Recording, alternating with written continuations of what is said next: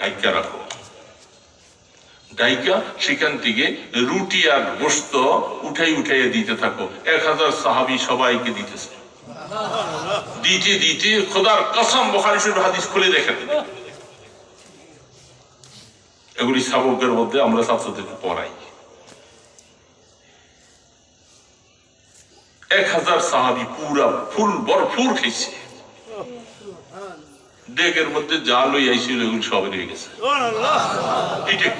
বলে যাবে বাসায় নিয়ে যাও, বাসাওয়ালাদেরকে খাওয়াও। এটি কি গল্প, কিচ্ছা? কিরে বাবা, এগুলি হাদিসের কথা, বুখারী শরীফের হাদিসের কথা। বরকত বুঝেন? এখন বুঝছেন বরকত? 3 কেজির আটা আর একটা ছোট বাচ্চা 1000 মানুষে কেমনে খায়? হযরত জাবের রাদিয়াল্লাহু তাআলা আনহুর বাবা আব্দুল্লাহ ইবনে হারাম রাদিয়াল্লাহু তাআলা আনহু উহুদের যুদ্ধে মারা যায়, শহীদ হয়ে যান। আব্দুল্লাহ ইবনে জাহাশ, আব্দুল্লাহ ইবনে হারাম, তারা সবাই একজন ভাই আর একজন ভগ্নিপতি উহুদের যুদ্ধে শহীদ হয়ে গেছে। জাবেরের বোন ছিল কয়েকজন, বাবার কিছুই ছিল না, ঋণগ্রস্ত করে এই বোনদের লালন পালন। এখন বাবা তো উহুদে মারা গেছে, পাওনাদার যে অনেক, কি করবে? জাবের রাদিয়াল্লাহু তাআলা বলে, ইয়া রাসূলুল্লাহ, আব্বার এই ঋণ কি করে? বলে তোমার কি আছে? বলে আমার কয়েকটা খেজুর গাছ আছে, এটা যে কয়েকটা খেজুর হয় আমাদের নিজেদেরই চলে না, 1 মাসের খোরাকি হয় না, খেজুর বেচা খাবে। এত পাওনাদার আব্বা রেখে গেছেন, আব্বা তো কবরে চলে গেছে, কি করা যায়? আহা, রহমতে দো আলম বলতেছেন, জাবের খেজুরের মৌসুমটা আইসা যখন খেজুরগুলি গাছের থেকে নামাইয়া একটা জায়গার মধ্যে স্তূপ করে রাখা দিবা, আর তোমার বাবার ঋণ পানওয়ালা যত মানুষ আছে এলান করে দিবা, এই আব্দুল্লাহর কাছে যারা, আব্দুল্লাহ ইবনে হারামের কাছে যারা ঋণ পাইবা, সবাইকে অমুক দিন অমুক সময় আসার জন্য আল্লাহর রাসূল বলছে, তুমি খেজুরগুলি রাখো, আমি আসতেছি। একটা স্তূপ দিছে, এটা মাইপা দিলে 2 জন দেনাদারও শোধ হবে না। দেনাদার অনেকজন, পাওনাদার সবাই আসছে অপেক্ষায়। রহমতে দো আলম, কি বলবো, রহমতে দো আলম মুহাম্মাদুর রাসূলুল্লাহ সাল্লাল্লাহু আলাইহি ওয়াসাল্লাম যাওয়ার পরে খেজুরের স্তূপটার চতুর্পাশে 3টা বার চক্কর দিছে, দিয়া একটু থুতু ফেলছে। রাসূল দূরে বসে আছেন, পাওনাদারদেরকে ডাকো, যত টাকা পাবে এই টাকার বিনিময়ে কতটুকু খেজুর দেওয়া লাগে হিসাব নিকাশ সব শেষ। যাবে তুমি মাপতে থাকো, সবাইকে বস্তা নিয়ে নিতে বলো। যত পাওনাদার ছিল হযরতে আব্দুল্লাহর উপরে সমস্ত পাওনাদারকে খেজুর মাইপা দিতে দিতে যাবের আরো লোক রাখছেন, ঘামাইয়া অস্থির হয়ে গেছে। সমস্ত পাওনাদার শেষ, এলান করা হয়েছে, আর কেউ আব্দুল্লাহ ইবনে হারামের কাছে কোনো পাওনা পাবে কিনা, নাই কেউ নাই, সব পরিশোধ। এবার দেখে খেজুরের স্তূপে যা আছে একটা খেজুর কমে না। হায় হায় হায়, খেয়ালে আরিফা বাশদ মুহাম্মদ, জামালে দিলবরা বাশদ মুহাম্মদ, জমিরা ইজ্জা বাশদ মুহাম্মদ, ফলক রাবা হিজাব বাশদ মুহাম্মদ। রাসূল চিনলাম না, আমরা বরকত বুঝি না, বরকত বুঝি না। আরে বরকত কাকে বলে? আম্মা জান আয়েশা সিদ্দিকা রাদিয়াল্লাহু তাআলা আনহা বলেন, বুখারী শরীফের মধ্যে হাদিসটুকু দেখুন, 12 পারার শেষের মধ্যে যা লেখা, আম্মা জান আয়েশা বলেন, আল্লাহর রাসূল দুনিয়াতে থাকাকালীন একটা চাকরির মধ্যে, একটা পাত্রের মধ্যে কিছু জব রেখা, এখান থেকে আমরা আটা রুটি বানাইতাম।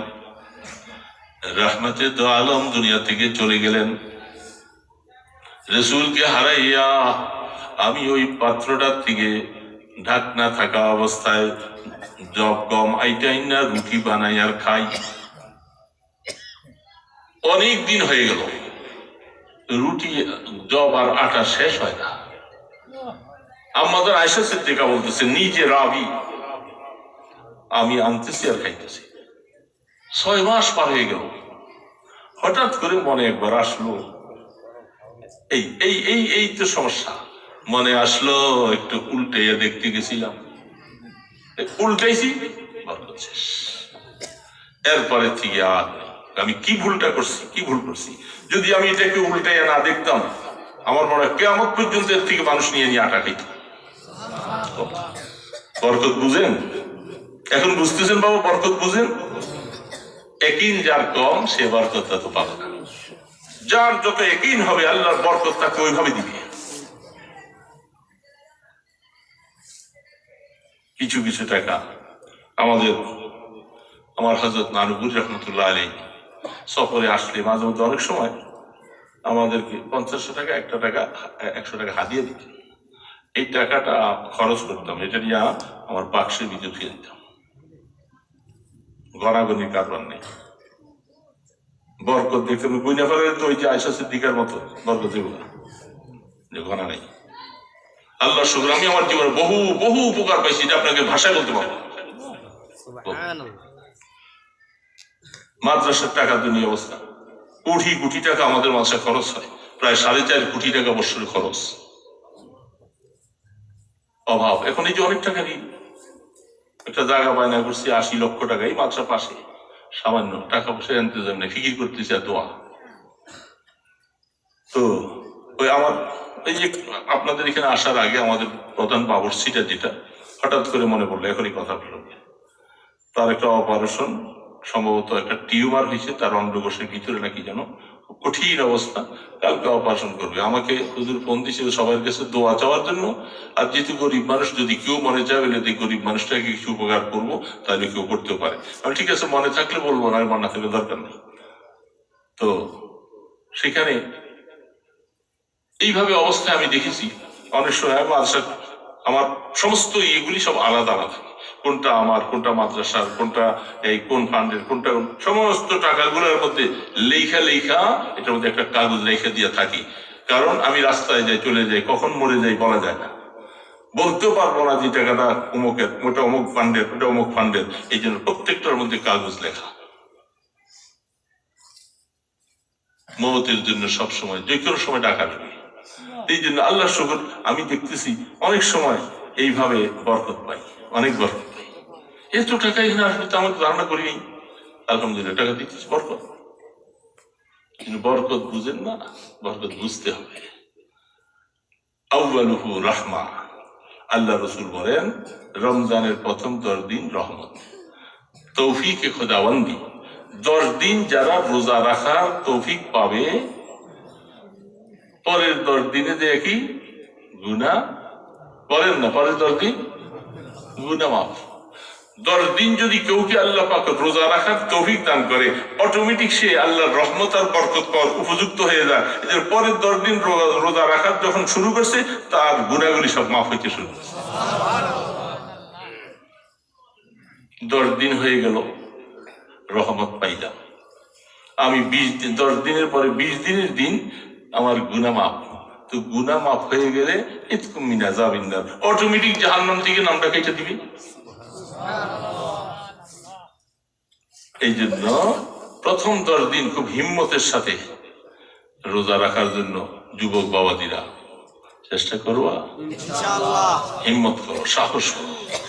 যদি গুনাহ মাফ করাইতে চাও আল্লাহ থেকে, 10টা দিন রোজা রাখো। যখন 10 দিন তুমি রোজা রাখবা, পরের 10 দিন তোমার গুনাহ আর কেউ ঠেকাই রাখতে পারবে না। আল্লাহ পাক বলে আমার গোলাম 10 দিন তার আমি রোজা রাখার তৌফিক দিছি, আর এখন তার গুনাহ থাকবে না, এটা তো আমার রহমানিয়তের খেলাফ হবে, তার গুনাহগুলি সব মোচন করতে থাকবে।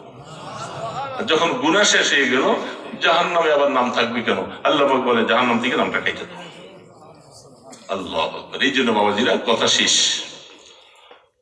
আমি যে ছোটাফাটা কিছু কথা বলছি মনে আছে তো? চেষ্টা করব না? রমজান মাসে হুজুরদের কাছে কোরআন শরীফ শিখবেন জোহরের পরে, আর ফজরের পরে সূরা ইয়াসিনটা ইমাম সাহেব হুজুর থেকে শিখবেন। আয়াতুল কুরসি, সূরা বাকারার শেষ 3 আয়াত, আপনার সূরা হাসরের শেষ 3 আয়াত, এটা এক শব্দ করে হুজুরের কাছে শিখবেন। না পারলে আপনার ঘরের মধ্যে যারা তেলাওয়াত জানে বৌমাদেরকে বইলা কোরআন শরীফটা শিখবেন। চেষ্টা করবো না ইনশাআল্লাহ? রমজান মাসে সাহারি খাইতে উঠলে 2-4 রাকাত তাহাজ্জুদ পড়ার চেষ্টা করবো তো ইনশাআল্লাহ। সন্তানদেরকে মেয়ে যদি হয় মহিলা মাদ্রাসায় দেন, দিন শিখুক। এই মেয়েটা যখন এক ঘরে যাবে সেখানে দিনই পরিবেশ কায়েম হলে আপনার সব পাইবেন। হ্যাঁ, আর স্কুলে ভার্সিটি দিলে এরা নিজেরাই তো দিন নেই, এরা আপনাকে কি দিন শিখাবে? ঠিক না? আর ছেলে যারা থাকবে, নাতিপুতি যারা থাকবে, এদেরকে নুরানি মক্তবে দিয়া কোরআন শিখাবেন। চেষ্টা করবো তো ইনশাআল্লাহ।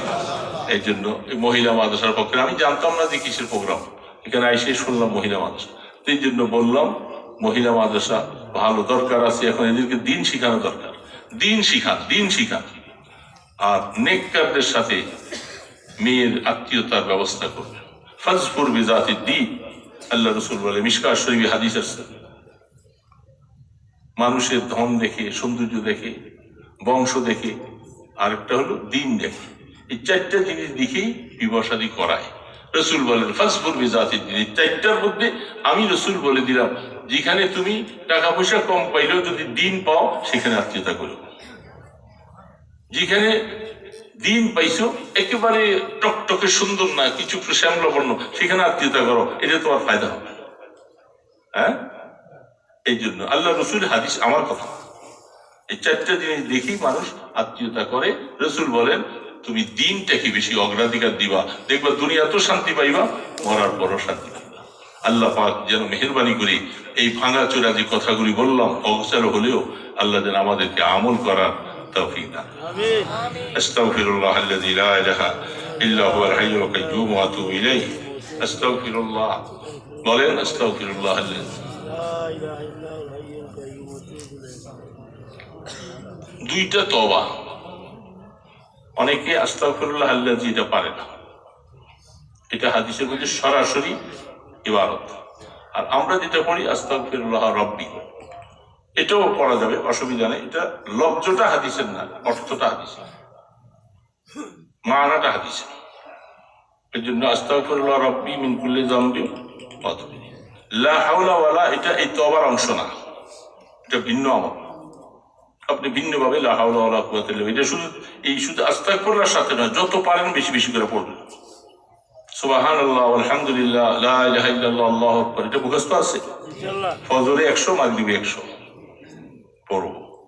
সুবহানাল্লাহ ওয়া বিহামদিহি সুবহানাল্লাহিল আযীম, এটা পড়ব। হ্যাঁ, আচ্ছা, তো আপনার আস্তাগফিরুল্লাহ 100 বার, 5 ওয়াক্ত নামাজের পরে 20 বার করে পড়লে 100 বার হয়ে যাবে না? দুরূদ শরীফ কমপক্ষে 100 বার, বেশি যত পারে। সূরা কাহাফ তো অনেকে পড়িয়ে নেই, সূরা ইয়াসিন কথা বলি তো শেষ। সূরা কাহাফ পড়া দরকার ছিল না, আজকে শুক্রবার পড়ছি অনেকে, যার তৌফিক আছে সে পড়ছে। বাবা মাগরিবে পরে সূরা ওয়াকিয়া পড়ছেন, এশার পরে সূরা মুলুক। এগুলি আমল থেকে ছুটে গেলে কি হবে? একদিনের জন্য আমল থেকে ছুটতে পারবে। চেষ্টা করতে হবে, আল্লাহর কাছে তৌফিক চাইতে হলে দেখবেন আল্লাহ তৌফিক দিবে। মেয়েরা শুনতেছে, বুড়া মুরব্বীরা যারা আছে, তারা আছে, যারা তেলাওয়াত করো, মাগরিবের পরে সূরা ওয়াকিয়ার অভ্যাস করো। সমস্ত ছাত্রীদেরকে মাগরিবের পরে, মাগরিবের নামাজ পড়ার পরে সবাই সারিবদ্ধভাবে যারা তেলাওয়াত করে সূরা ওয়াকিয়া পড়বে। ঈশার নামাজের পরে সূরা মুলুক পড়বে। শুক্রবার দিন সূরা কাহাফ পড়বে। ফজরের পরে সূরা ইয়াসিন পড়বে। এগুলি কম্পালসারি ছাত্রীদের মধ্যে আমল জারি করে দেবে। তো ঠিক আছে, কথা শেষ করে সভাপতি কথা বলবে কই?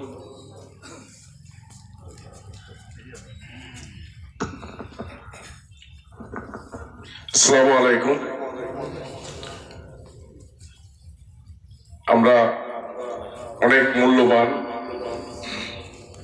কোরআন এবং হাদিসের আলোকে